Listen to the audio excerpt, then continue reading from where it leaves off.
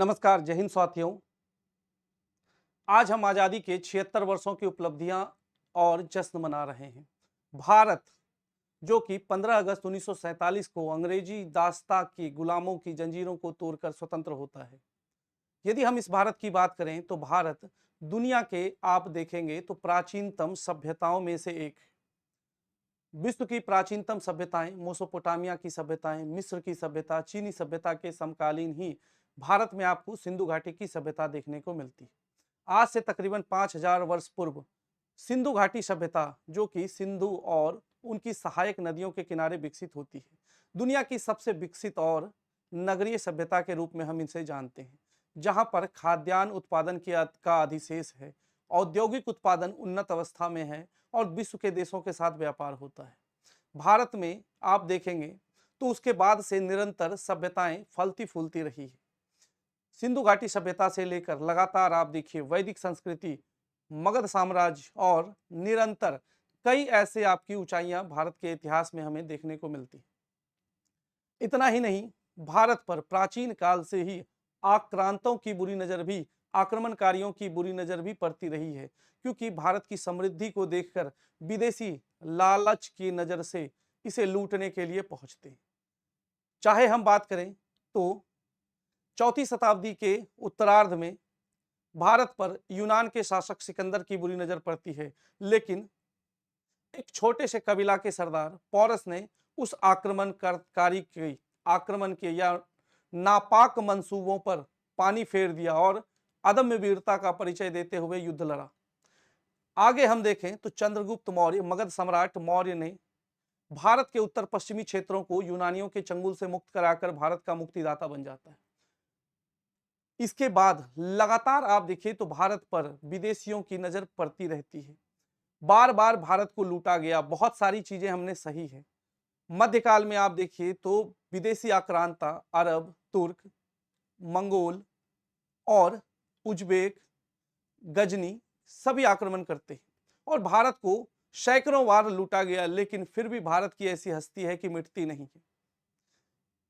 सबसे बुरी स्थिति तो तब आती है जब भारत यूरोपियों के उपनिवेश के रूप में स्थापित हो जाता है। 1757 के प्लासी के युद्ध से जो अंग्रेजों ने भारत की को हड़पना शुरू किया, भारत पर अपने नापाक साम्राज्यवादी मंसूबे स्थापित करना आरंभ किया, उसके बाद लगातार 100 वर्षों तक भारत पर कई सारी नीतियों के माध्यम से भारत को गुलाम बनाता है और भारत अंग्रेजी उपनिवेश या अंग्रेजी साम्राज्यवाद ताकतों के गुलाम के रूप में या भारत फिर से एक बुरी स्थिति में पहुंच जाता है। लेकिन जल्द ही भारतीय जनमानस की, भारत के वीर सपूतों के अंदर की राष्ट्रीयता की भावना जागृत होती है और स्वतंत्रता के लिए संघर्ष आरंभ होता है।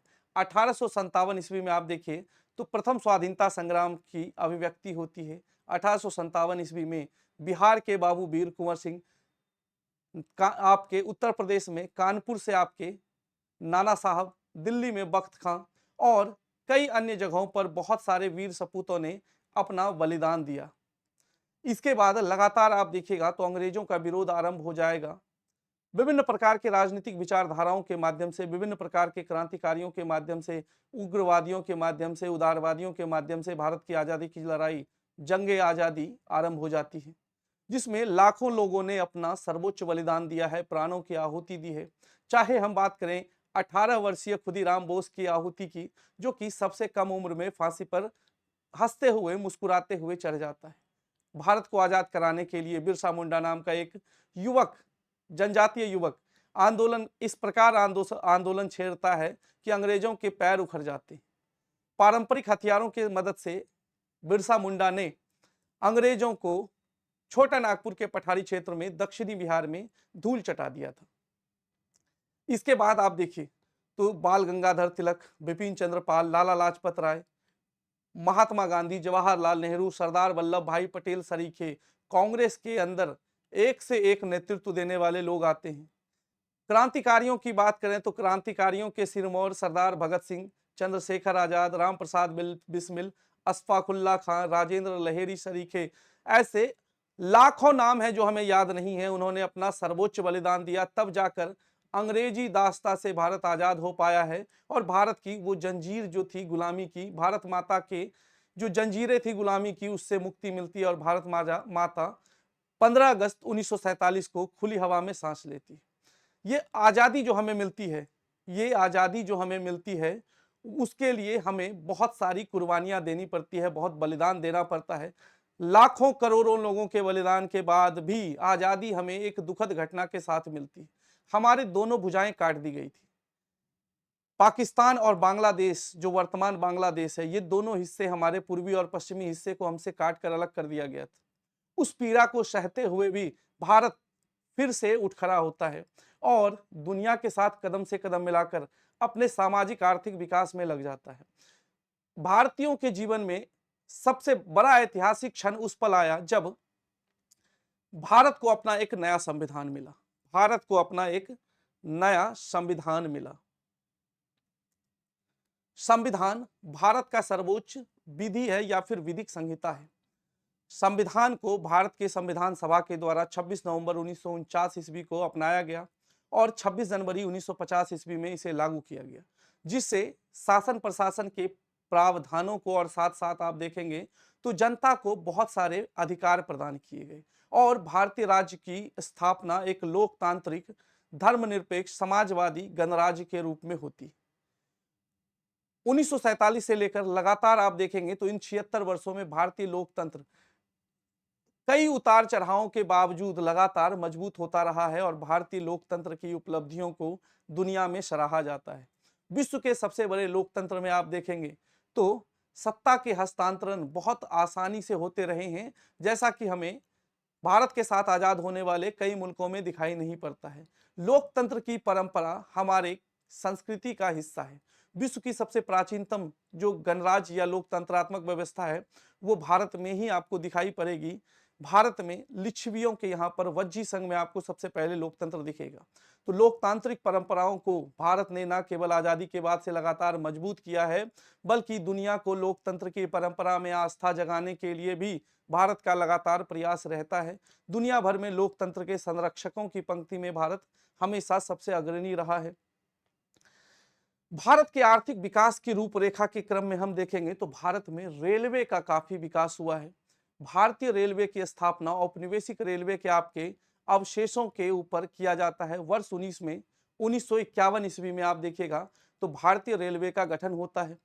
भाप इंजन आधारित रेलवे पिछड़ी आपके रेलवे से लेकर आज भारत देखिए तो हमारे पास सेमी हाई स्पीड ट्रेन के रूप में वंदे भारत एक्सप्रेस भी है। वंदे भारत एक्सप्रेस तक पहुंच चुके हैं। भारत विश्व के सबसे बड़े रेल नेटवर्कों में से एक है। 7,000 से ज्यादा रेलवे स्टेशनों और कई आपके छोटे छोटे रेलवे हॉल्ट के साथ विश्व के सबसे बड़े रेल नेटवर्क और यात्री ढोने वाले रेल के रूप में हम भारतीय रेलवे को जानते हैं। आजादी के समय हम देखें यदि तो भारत में खाद्यान्न की बड़ी किल्लत थी। भारत में खाद्यान्न की किल्लत को दूर करने के लिए भी बहुत सारे प्रयास हमारे यहाँ पर होते। खाद्यान्नों की किल्लत को दूर करने के लिए हरित क्रांति कार्यक्रम लागू किया गया और भी बहुत सारी ऐसी उपलब्धियां हैं जिसे हम नजरअंदाज नहीं कर सकते। भारत एशिया में सबसे पहला ऐसा मुल्क है जिसने कि अपना खुद का एक न्यूक्लियर रिएक्टर या नाभिकीय ऊर्जा संयंत्र स्थापित किया। भारत में सबसे पहले 1956 में अप्सरा नामक रिएक्टर की अनुसंधान रिएक्टर की आपकी सफलतापूर्वक परीक्षण किया गया। भारतीय नाभिकीय ऊर्जा कार्यक्रम आपके तैयार किए गए 1954 ईस्वी में और तब से लेकर आज भारत दुनिया के अग्रणी नाभिकीय ऊर्जा उत्पादक राज्यों में से देशों में से एक। भारत में देखेंगे तो नाभिकीय ऊर्जा कार्यक्रम के साथ साथ भारत को नाभिकीय क्षेत्र में नाभिकीय आपके हथियारों की होड़ में भी अगली पंक्ति में लाकर खड़ा कर दिया। दुनिया के चुनिंदे ऐसे देशों में से भारत एक है जिनके पास अपना खुद का तैयार किया हुआ स्वदेशी नाभिकीय ईंधन आधारित या नाभिकीय ऊर्जा आधारित हमारे पास हथियार हैं।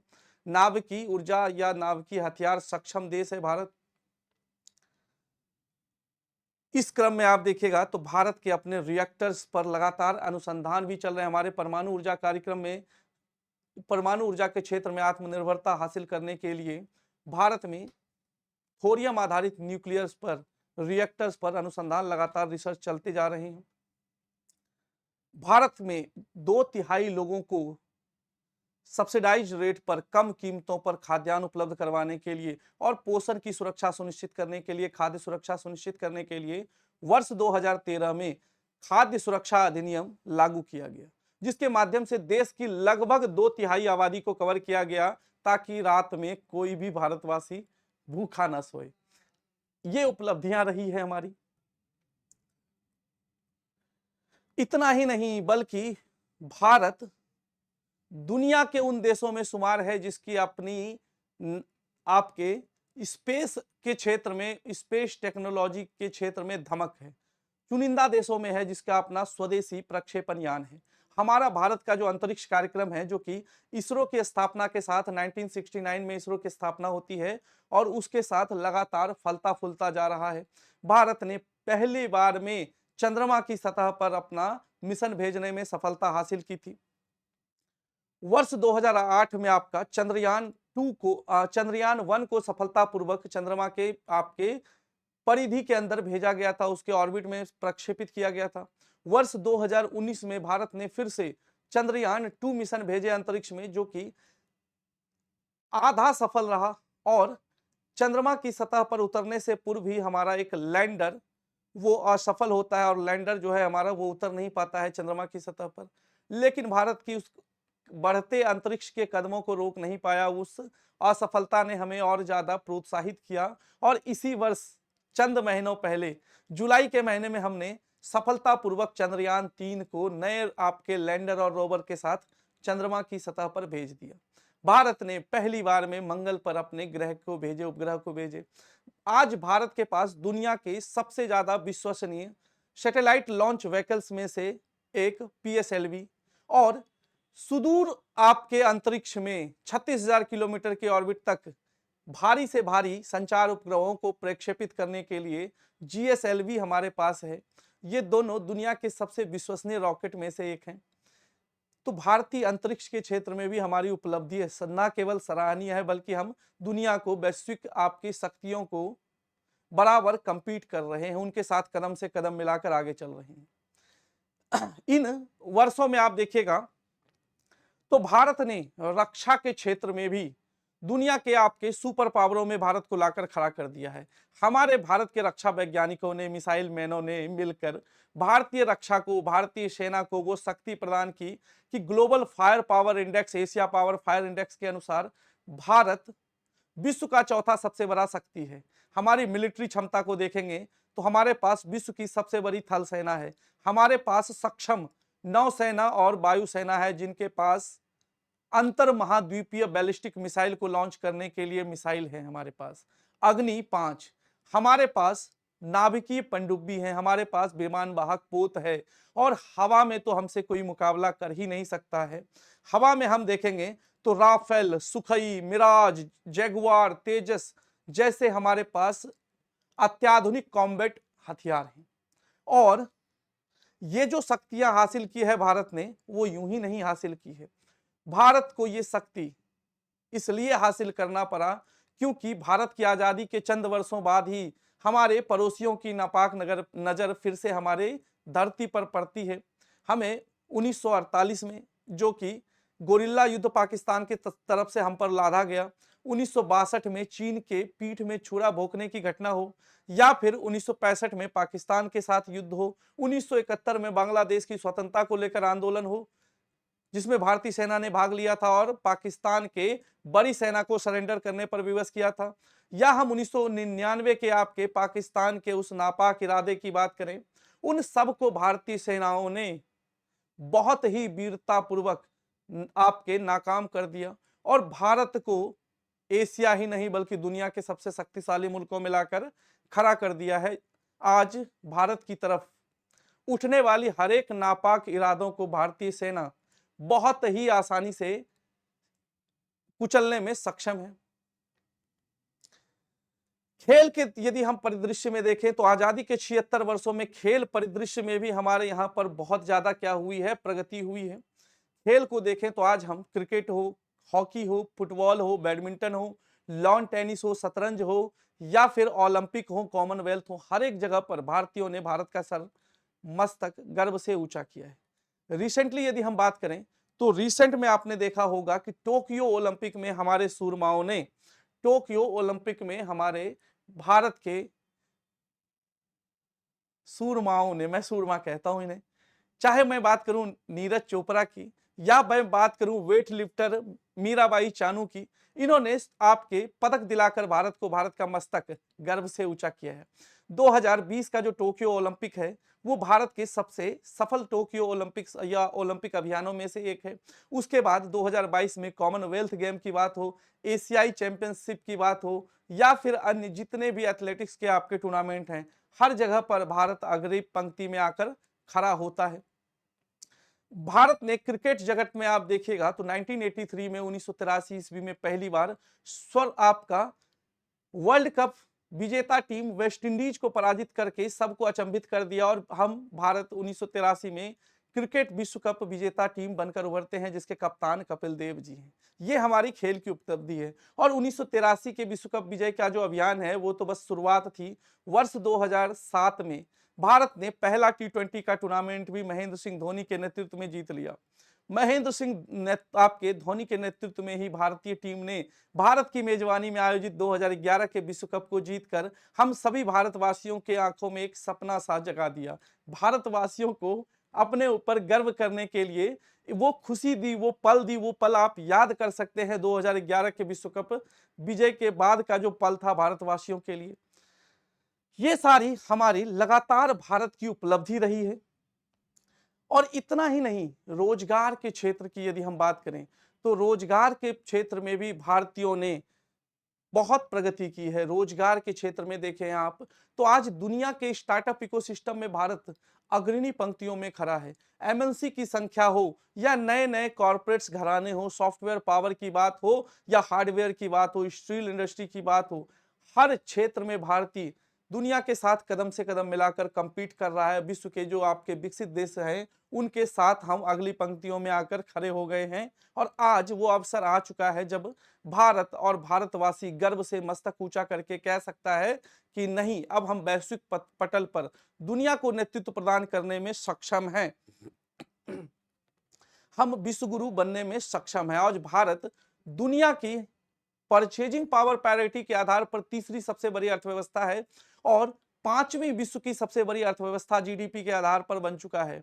भारत जल्द ही आप देखिएगा तो 2025 में हमारा 5 ट्रिलियन इकोनॉमी के सपने को भी साकार रूप देता हुआ, ग्रहण करता हुआ दिखाई पड़ेगा।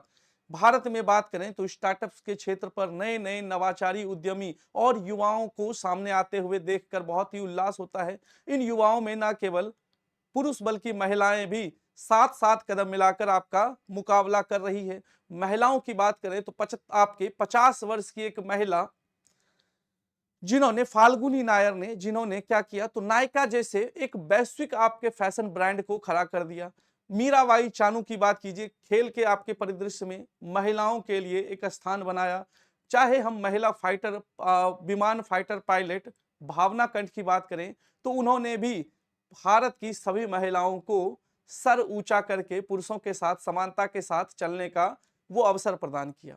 तो महिलाओं की भी भागीदारी भारतीय स्वतंत्रता आंदोलन में भी और स्वतंत्रता आंदोलन के बाद से भी आप देखेंगे तो भारतीय समाज के आजादी के बाद के समाज के निर्माण में कम नहीं रही है। उनके अहम योगदान को कम आंक नहीं सकते। तो सभी भारतवासी, चाहे वो 142 करोड़ जो भारतवासी हैं वो किसी भी जाति, भाषा, धर्म, समाज, संस्कृति और लिंग से आते हों, उन सब का योगदान रहा है।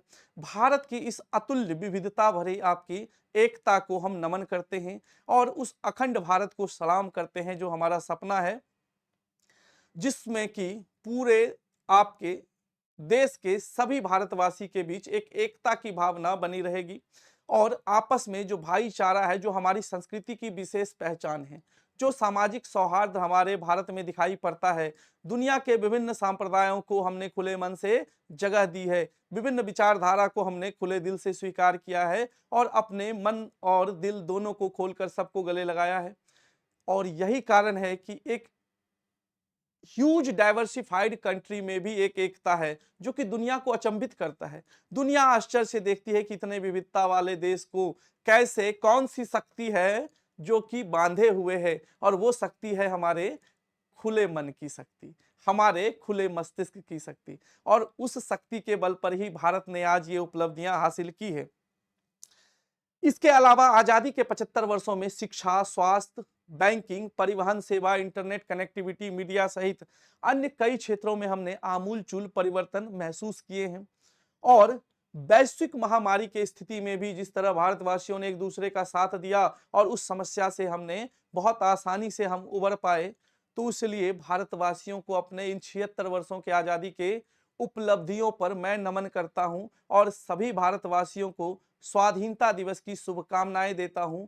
और भारतीय लोकतंत्र और भारतीय आपके इस संस्कृति की रक्षा की मैं शपथ लेता हूं। मैं चाहता हूं कि आप भी उसका शपथ लें और गर्व महसूस करें कि हम भारतवासी हैं, गर्व से सभी कहें कि हम भारतवासी हैं। तो सभी को आपके 77th इंडिपेंडेंस डे 77वें स्वतंत्रता दिवस के अवसर पर सभी भारतवासियों को हमारी तरफ से हार्दिक शुभकामनाएं।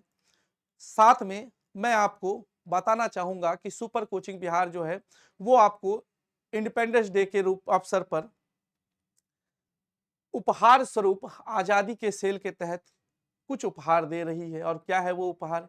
तो आजादी के सेल के तहत आपको Bihar police constable, Bihar SI, Bihar के अदर जितने भी कॉम्पिटिटिव एग्जामिनेशन हैं उसकी तैयारी के लिए आपके सभी सुपर कोर्सेज पर आपको मिल रहा है अप टू 90% डिस्काउंट।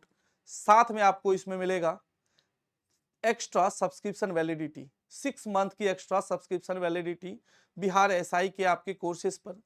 तो जो अच्छी तैयारी करना चाहते हैं भारत की सर्वश्रेष्ठ टीम के साथ जुड़कर, तो आज ही नामांकन करें और इस आज़ादी के सेल का लाभ उठाएं। आपका ये सेल 15 आपका अगस्त रात्रि 12 बजे तक के लिए वैलिड है। बिहार पुलिस के कोर्स पर 269 रुपए का कोर्स है, बिहार दरोगा का कोर्स 314 रुपए का है और 326 रुपए में आपको पटना हाईकोर्ट के कोर्सेज मिल रहे हैं। जो हमें नए देख रहे हैं वो सब्सक्राइब कर लें, बेल आइकन दबा दें। इस प्लेटफॉर्म पर आपको बिहार पुलिस, बिहार एसआई और बिहार के सभी एग्जामिनेशंस की प्रिपरेशन फ्री भी होती है। ठीक है, तो ये था आपका आज का सेशन। आपसे क्लास में मिलेंगे हम लगातार। ठीक है, धन्यवाद।